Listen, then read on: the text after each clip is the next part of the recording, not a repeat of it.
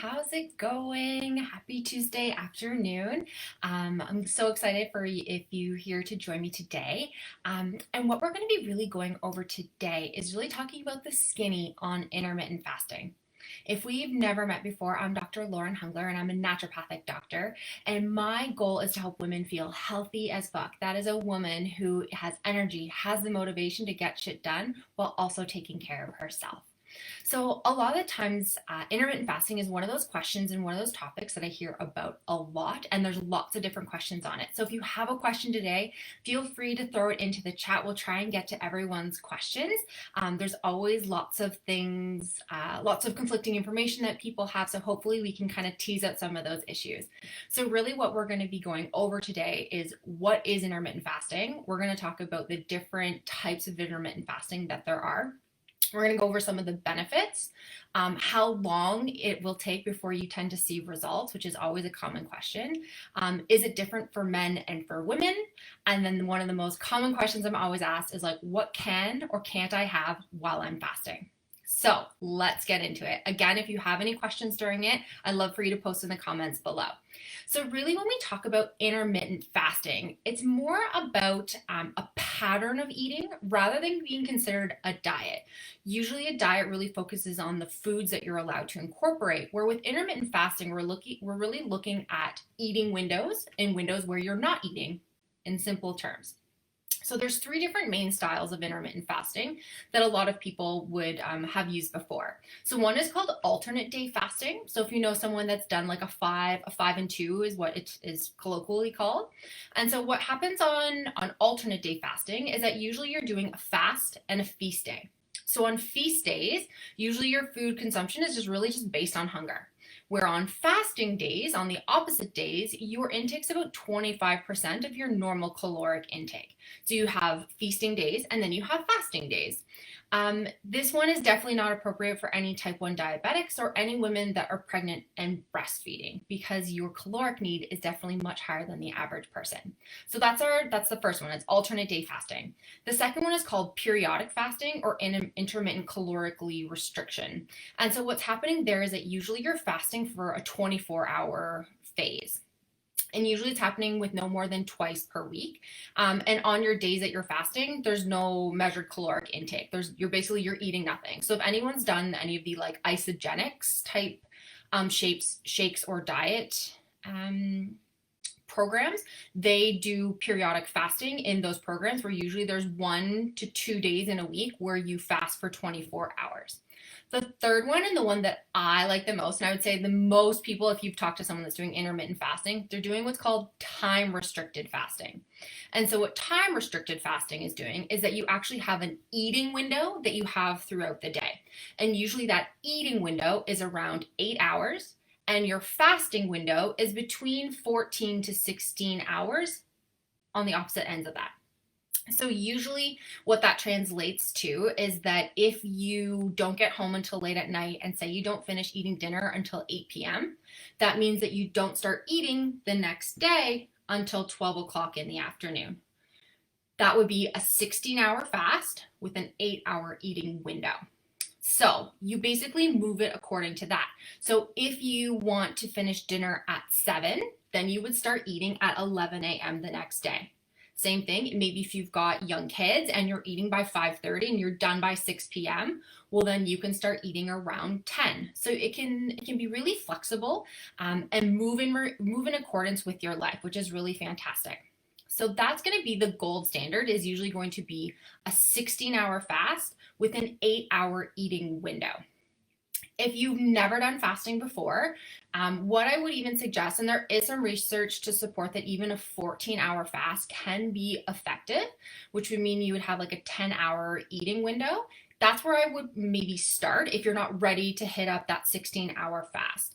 So it can be a good place to just like dip your toes in the water and aim for that like 14-hour fast. So that would be, say you stopped eating at 8 o'clock at night, you would start eating again at 10 a.m. the next morning. And then what you can do is that you can always work up from there. So this can be a really good place to start. And the really nice thing about intermittent fasting is that your body has done it does it every night, really. Every time you go to bed, you get into a fasted state until you eat breakfast the next morning. So this isn't new for your body. You're not taxing your body. You're not really overly stressing it.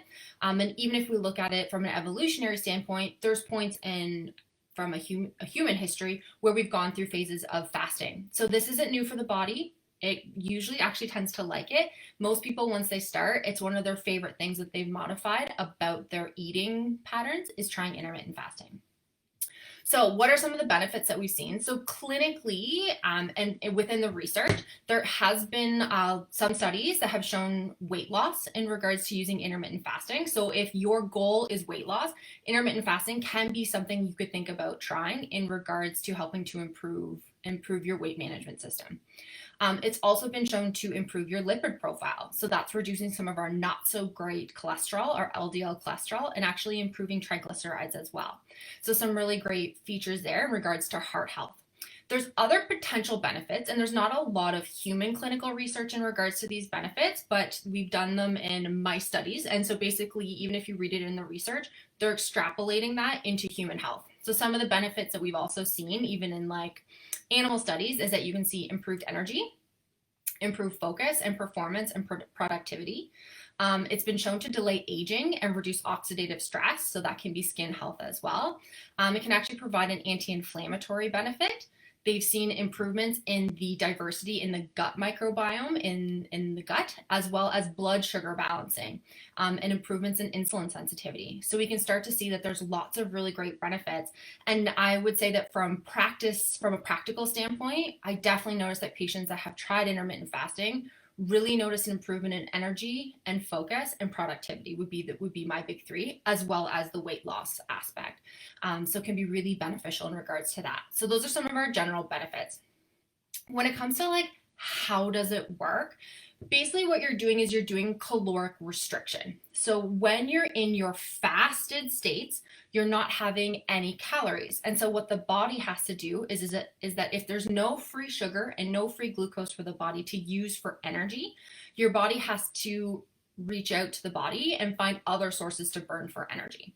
So that's where we start to see our body move into more of a fat burning phase. And that's why we tend to see weight loss as a result within intermittent fasting, is because we're changing up how your body is using energy for fuel. So if we restrict the amount of quick sugars and quick carbohydrates that are going into the body, you can start to move your metabolism into something that's into more of like a fat burning zone and into using more of what are called our ketones, or basically some of our fat bodies. So we start pulling fat out of ourselves so that we can utilize it as energy if we don't have any of those quick sugars. So it definitely goes against the idea that you should be having 5 or 6 small meals all throughout the day, in regards to blood sugar balancing and insulin support. Because basically what your insulin is there to do is that your insulin is out in the body and it tells your cells when to absorb sugar. And so if you've eaten something in your fasted state, say you kind of like caved and you have a piece of toast, those are quick available sugars that the body's going to utilize. It will get out of a fasted state. It will start utilizing those quick carbohydrates as energy and as sugar. And if you don't necessarily really need them, the body doesn't need that energy right now, your body's really good at packing it away from a rainy day. So you start to put away that sugar as fat so that you have those energy reserves. So what we're really focusing on with intermittent fasting is that we want to keep ourselves in the fasted state so that we change our metabolism from using our quick utilizing energy sources such as glucose, and we start to move into more of a fat burning zone. So if anyone's got any questions so far, again, throw them in the comments below. And if you're just like, no, I'm listening, I'm good to go, we'll keep moving on. So another question I get asked too is like, okay, so I'm thinking about trying this. How long is it going to take for me to see results? And I wish it was a quick fix. It's like anything, it takes time. Usually when we look at the research, you're looking at about 12 weeks. So when it comes to any type of dietary intervention, whether that's you're thinking about keto, paleo, intermittent fasting, you need to make the effort to put in that 12-week period to start to see results. You might notice incremental improvements, but for on a standpoint of like, is it working versus is it not working, we want to give you at least 12 weeks to see if we see any of that weight loss or if we see that energy, focus, and productivity start to improve. 12 weeks is kind of like our gold standard in regards to how long you should try something to see if it's being effective. So what you want to think about is when you want to start intermittently fasting, how is that going to work into your lifestyle? How are you going to plan that around work? Are you going to be able to do that with your family? So all those questions have to be taken into consideration. What are your goals? That's another big one. Are they conducive to what we want to do from an intermittent fasting standpoint? Because ideally, if you want to do intermittent fasting, you have to commit to it and do it. To be successful, we need to have consistency and we need to have regularity in it. I did have a patient in the past who was, and this happens a lot, is that they were doing intermittent fasting from Monday to Thursday, and then from Saturday to Sunday, we kind of always fell off the wagon, and we weren't seeing gains, we weren't seeing results. And part of that is because then if we're looking at 3 days every week, well, by the end of it, that means half the month we're not really participating in it. So we want to make sure that if we're doing it from a consistency standpoint. Another question I get asked too is that, is it different for men and for women? And I would say that everyone's going to be an individual. Everyone's going to have their own reaction. So sometimes it's a little bit of trial and error to give it a try and see if it's effective or see if it works for you. There has been some suggestions that some women may negatively respond to intermittent fasting in regards to their hormone health. So if you already know that you have some really intense hormonal imbalances, intermittent fasting may not be the best choice for you. It can actually exacerbate some of those deficiencies. What I would say is that any type of plan that you put in place, we still want to follow our good eating guidelines. We still want to have our high quality proteins. We still want to be eating fruits and veggies. We want to minimize sugar. We want to add in our fiber. All of those things still take place. We're just usually putting them into a window of eating. And so what I would say is that sometimes what people do is that they just start dropping meals and they start dropping foods willy-nilly. And so then we can start to see some issues from not having enough fat, not having enough of our micronutrients, and that can play into things. So it's trying to be doing it with that education in mind. So our next question is, what can or can't I have while I'm fasting? And I would say that there's a little bit of give on this, but technically speaking, if you consume anything with a caloric value, that's anything that has a protein, a carbohydrate, or a fat during your fasted states, it's considered breaking your fast. So say in the morning you had coffee and you're like, well, I'm just going to add some milk to it. Technically and in theory, that will break your fast because you're adding in some type of caloric value that the body can now use for energy. And so what we're trying to do in the fasted state is that we're not trying to give your body any extra calories that it can burn. We want it to be in a fat burning state. So if we add foods in or we add anything into it, that's when we tend to break our fast. So in a perfect world, the things that you would be able to have in the morning during your fasted state, so one would be water or carbonated water, both would be fine. Coffee, and that's being black coffee. So not necessarily adding in any sugar, not adding in any cream, not adding in any fat. So if you're doing any type of like bulletproof coffee, you couldn't add in any medium chain triglycerides. Any of that will break your fast. So coffee, black. The good part about coffee as well is that caffeine can actually mobilize fatty acids as well and can actually increase metabolism. So it can kind of do double duty for us if our goal again is weight loss. Green tea is fine as well. So that's going to be a great antioxidant. Again, it can increase and boost your metabolism as well. So that one's going to be fine. The other one is that you can use a bit of stevia. So I have patients that have coffee and are like, I just can't do it. You can add a little bit of stevia. It's considered one of the sweeteners that doesn't have any caloric value to it. So you can add a little bit. Ideally, we want to use as minimal as amount because as soon as you start adding sweetness to things, our body tends to think of that as a positive reinforcement and will start craving more sweets. The other one that tends to be fine is going to be some of our L-glutamine. So L-glutamine is going to be fine to put in. It won't break your fast, and neither will creatine. So those are our ones that are kind of like good to go in the morning. Would be coffee, water, green tea, carbonated water, and then if you're taking any supplements like creatine or L-glutamine, those ones can go in as well. Things that will break your fast, spike your insulin levels, and turn on your metabolism are going to be any herbal teas that contain fruit. So if you've got like a berry or an apple tea or any like dehydrated fruit, so any of those like David's teas, those ones have some caloric value to it, so they will break your fast. Any type of juice, your, like we talked about, your medium chain triglycerides or coconut oils or bulletproof coffee with your ghee or your butter, all will be considered breaking a fast. Bone broth will break a fast. So will your branched chain amino acids, or if you're doing any like pre-workout drinks, those will break a fast. So will collagen and collagen proteins, which is what we talked about a few weeks ago. So if you're fasting, we just want to do them later in the day.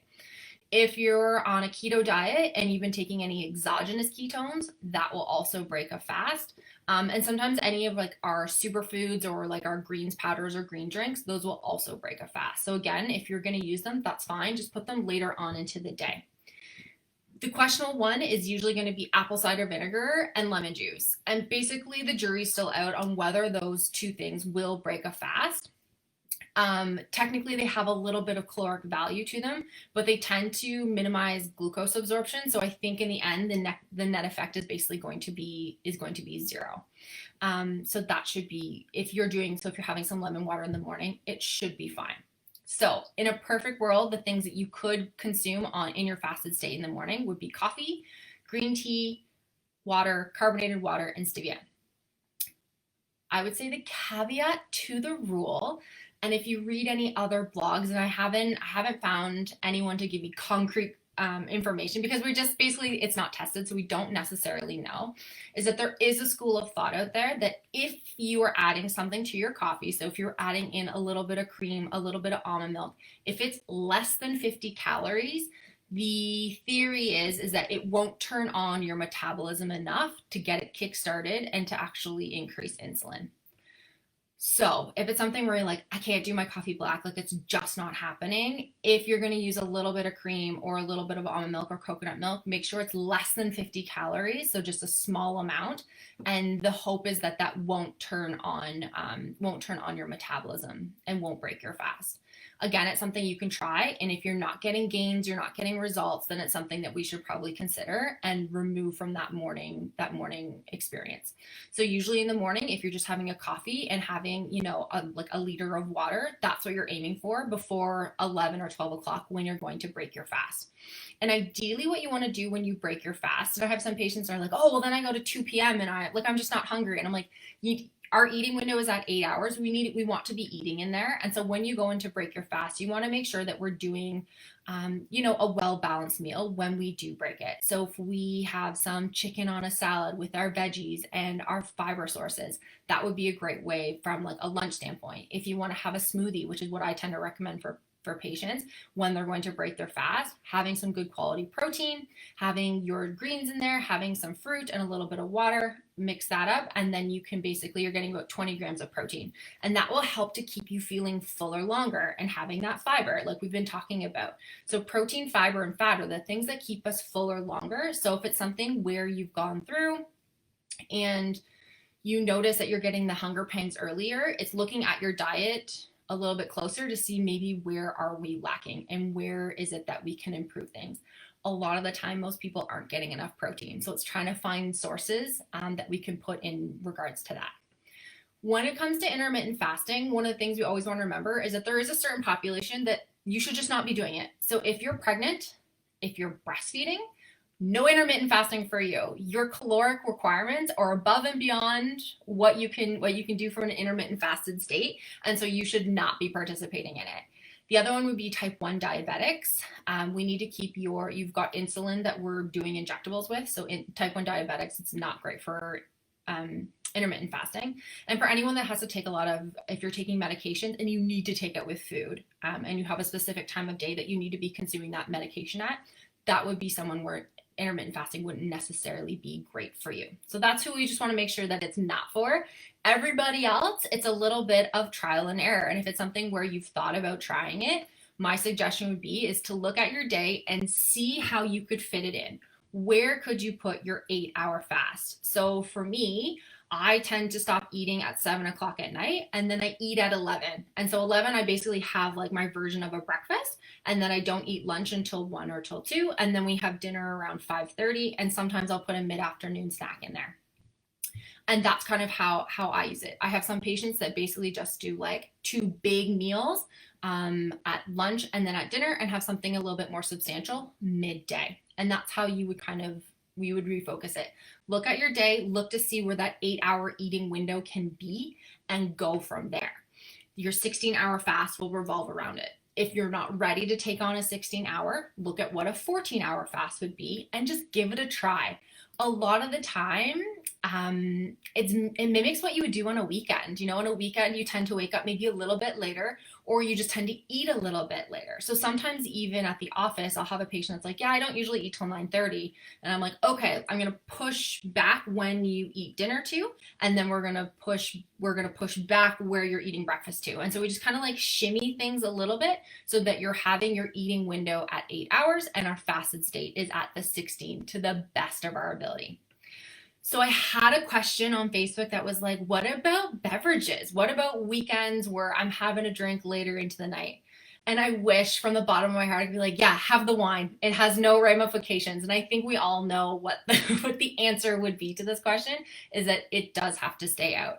So what it could be is something maybe a little bit of like a mindset shift, in that maybe it's not about having drinks after dinner. Maybe it's about having a drink before dinner or while you're making dinner. So if you want to have a gin and tonic, or you want to have like a vodka and Perrier or vodka bubbly or something like that, and doing it earlier in the evening while you're making dinner or before, so that it falls into our 8-hour window. Because unfortunately, if you have drinks until 9-10 o'clock at night, in theory, you would have to move your eating window the next morning a lot further back. And the likelihood of you waiting till like 1 or 2 to eat is just unfathomable. So it might be something where maybe you're just on those nights, if it's just like it's sprinkled here and there, maybe you're looking at maybe just doing like a 14-hour on those days, where maybe it's not going to be that perfect 16-hour fast because you had a drink later in the night. But ideally, what we don't want to be doing is on Friday, Saturday, and Sunday having drinks later into the night. It's still going to be a caloric intake. The body's still going to use that as a free sugar, as a free energy source, and it flips on your metabolism. And so we can't get into that fasted state for the length of time that we need. Does anyone have any questions? Or anything else that's come up, or something that you've heard in the media that you had a question about in regards to intermittent fasting? Those are generally the big rules around it. The really nice part about it is that I do find it works really well for a lot of women because it can be so flexible.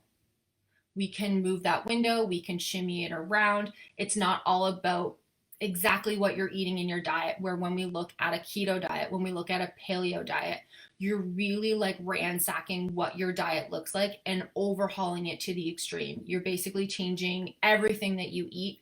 There's a lot of meal planning. There's a lot of organization. Those diets can be really efficient. They can be effective. They can be really health promoting as well. They can just be really challenging if we don't have the time to do that. So with intermittent fasting, it tends to be a little bit more flexible. From an implementation standpoint, it's one of my favorites. So if we think about a keto or paleo diet, implementing that diet is really challenging. Like I said, there's a lot of planning, there's a lot of organizing, there's a lot of figuring out like what you can and can't eat.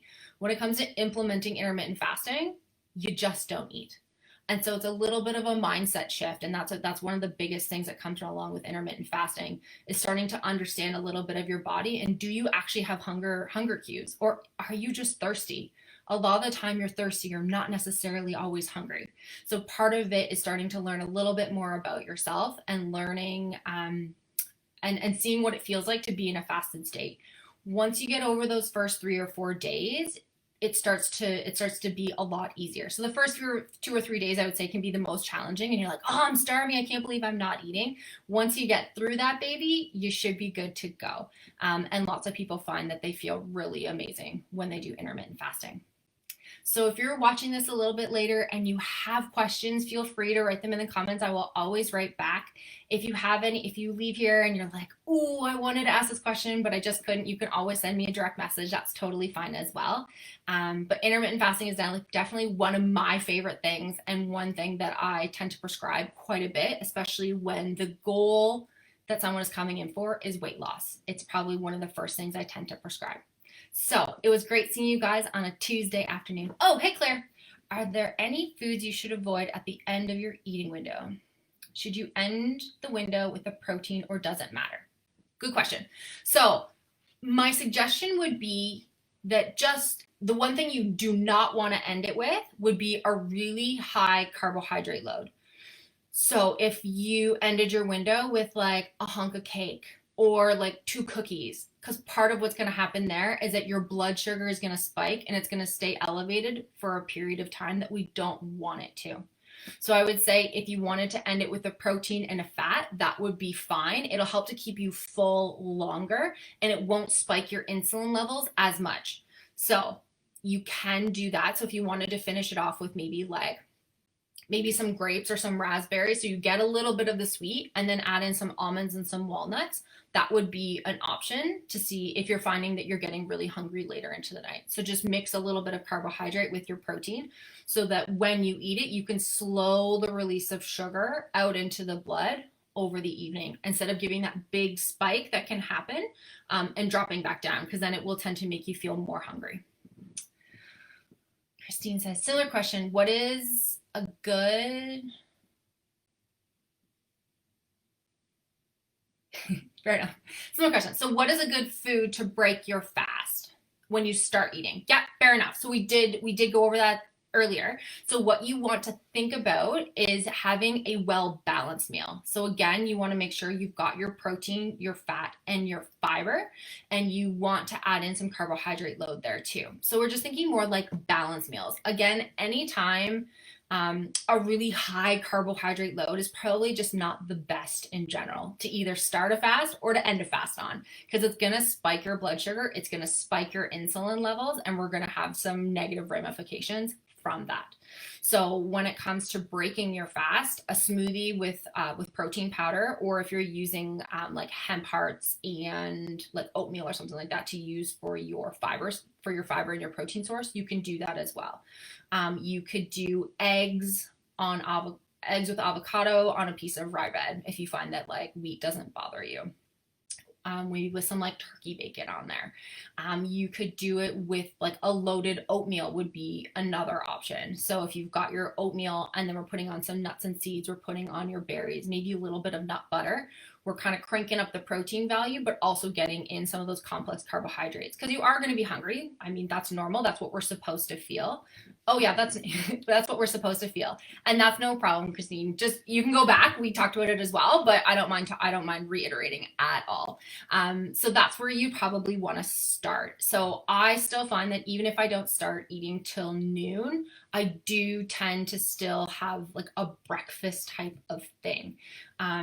If it's a day, and then some days I just eat lunch because we're busy, we're working moms. I don't have time to make multiple meals. So if there's leftovers in the fridge, that's where I go to. So sometimes I don't necessarily have my smoothie. I'll put my smoothie later in the day. So if like today I'm working late, I just had lunch, and then I will have my smoothie around like 2, 3 in the afternoon, and then I won't eat till about 4 or 5, probably like 6, 7 when I get home, and then I'll go from 8 o'clock till 12 the next day. So your window can ebb and flow with you depending on your day. You just want to aim for that 8-hour eating window and a 16-hour fast. Jen says, eggs on avo toast are my go-to. Satisfies her hunger and lasts till dinner or at least end of her workday. Amazing. And that's an awesome one, right? It's got our fats. It's going to have our eggs, which is going to be our protein. And if we're having it on some like really good quality rye or maybe some sourdough, as long as the breads don't bother your belly, aim for it on like one piece of toast and you're good to go. Perfect. Awesome. Claire got her question answered. Anybody else with any burners on their mind? Jen, did I answer your booze at night question? I wanted to say yes. I really did. It's just the way it goes. Fantastic. Again, if you have any questions, always feel free to write it in the comments or just tag me in the group and I can get those all answered for you. It was wonderful seeing everybody here today. Thanks so much for showing up and for all your amazing questions. And I look forward to seeing you guys next week on Tuesday for our Facebook Live again. Have a wonderful afternoon, everybody.